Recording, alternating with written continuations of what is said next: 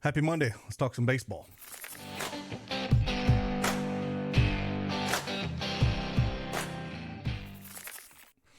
Hey, what's going on, everybody? It's Craig Bennett, aka Cash Cake, back with another MLB Prizepicks video. I'll drop an NFL video for Monday Night Football, probably around lunchtime or so. Got some things to get done this morning, but did some research this morning on some baseball. So we'll drop 3 plays for you here. If you don't have that PrizePicks account, though, you want to join us, use that promo code CashCake and get 100% instant deposit match up to $100. A link is in the description below. And hey, man, let's just get after it, talk a little baseball.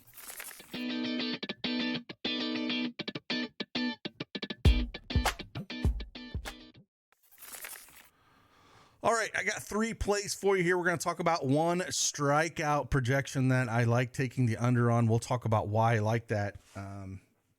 Even though that it got bumped up, I'm going to give you some stats why I like taking actually lower than that projection. But hey, you do what you want with it. I'll just give you my projection of why I like the under on it. And then 2 total base props. So NFL yesterday, man, I feel so bad for Dobbins, man. The ACL.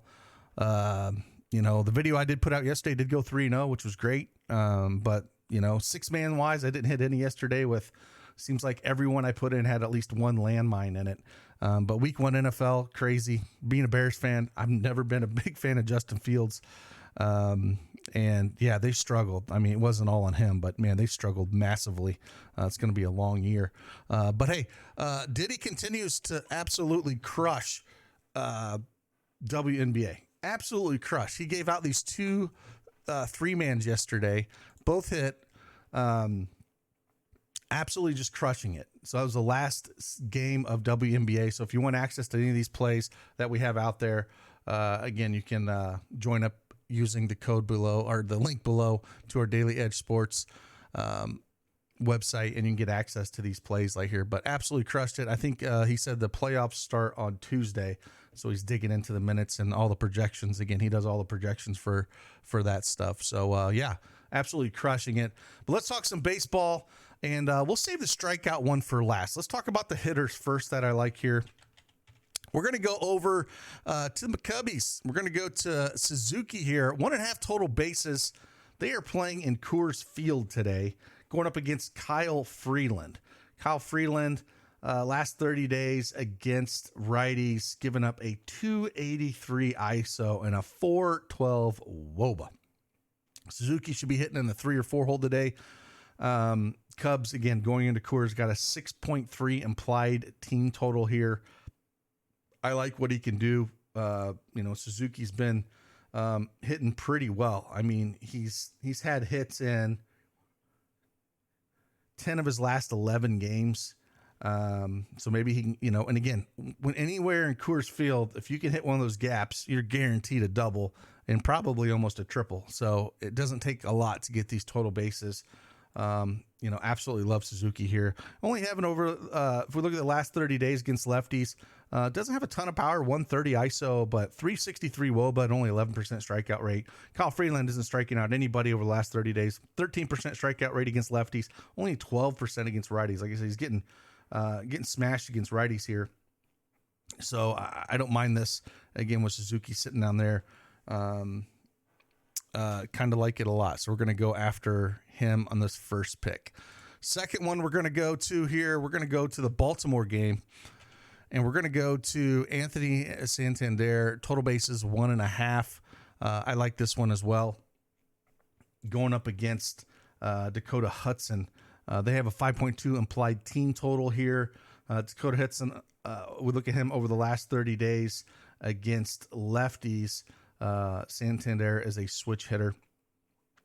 So against lefties, 172 ISO with a 338 WOBA. So not getting killed, but only a 7% K rate. Santander only has 11% K rate, so he's not striking out a ton against righties over the last 30 days. But he has a 351 ISO and a 458 WOBA. So absolutely smoking the ball. So yeah, if we kind of look what he's done here, over his last, I can't even count so far down. Looks like the last 15 or so games, there's only had 2 games without a hit. This last game against Boston, and then before that, he didn't have a hit on September 1st, And then you got to go all the way back to August 16th before he had his last game without a hit. So absolutely love it. Love taking him against righties like this, especially guys that don't strike out a ton. I think they're going to put up, I think you can get a line at 4.5 or something like that for Baltimore. So if you're out on the books at all, I kind of like putting some, a little bit of coin and some cheese on the over 4.5 line, over 4.5, team total on these guys. I think Baltimore is going to put up a big number, and I think Santander is going to do it right in the heart of that order. Should be hitting third in that lineup. So we're going to take the more than 1.5 total bases for him. And then we're going to go to the strikeout. Again, they don't have the full board up here. If you want to get access to the tools that we have over at dailyedgesports.com, you can come over here. We got a bunch of tools for PrizePicks, projected EV tool, comparison tool, and then the MLB Live tool, which I absolutely love, takes our projections for strikeouts within the first few innings that they throw out there, and then pitch count as well. It's been absolutely amazing. We have a tool for free throws and stuff from when basketball comes up that I absolutely love, that we just absolutely killed it last year. So I'm pretty excited about that. But the one we're going to talk about here, we're going to go to strikeouts. And like I said, this got bumped up, but I actually like taking less than. And we're going to go to Mason Miller here.